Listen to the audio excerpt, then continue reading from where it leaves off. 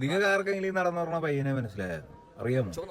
അറിയാന്നുള്ള ഒരു കമന്റ് വളരെ ഫേമസ് ആയിട്ടുള്ളൊരു റാപ്പറാണ്, വളരെ ഫേമസ് ആയിട്ടുള്ള. അപ്പൊ നമ്മൾ വളർന്നു വരുന്നത് ഏറ്റവും നന്നായിട്ട് റാപ്പ് എഴുതുകയും പാടുകയും ചെയ്യുന്ന പുള്ളിക്കാരൻ. ഈ പയ്യനെ പറ്റി പറയുകയാണെങ്കിൽ കേരളത്തിൽ നിലവിൽ ഏറ്റവും നല്ല രീതിയിൽ റാപ്പ് എഴുതുകയും മ്യൂസിക് ചെയ്യുകയും അത് പാടുകയും അതുവഴി തന്നെ എയറിൽ കയറുകയും ചെയ്യുന്ന കേരളത്തിലെ ഏക വ്യക്തിയാണ്.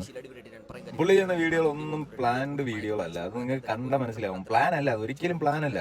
ഒരാളടുത്ത് ചെന്ന് ചോദിക്കുന്നു, ജസ്റ്റ് ഒന്ന് ചോദിക്കുന്നു, ഇടിവെട്ട് സാധനം എന്നൊക്കെ പറഞ്ഞിട്ട് ചെന്ന് ചോദിക്കുന്നു, ഇങ്ങനെ അറിയാമോ? അപ്പൊ അവര് പറയും അറിയാം അറിയാം. പുള്ളിയെ അറിയാമെന്നുള്ളതുകൊണ്ട് പുള്ളി അറിയാം എന്ന് പറയുന്നു. അതിനെന്താണ് തെറ്റ്? അതിൽ ഒരു തെറ്റുമില്ല. പിന്നെ പുള്ളിയുടെ പാട്ട് അറിയാമോ എന്ന് ചോദിക്കുന്നു, പുള്ളിയുടെ ഇൻസ്റ്റാഗ്രാം പേജ് ഫോളോ ചെയ്തിട്ടുണ്ടോ എന്ന് ചോദിക്കുന്നു.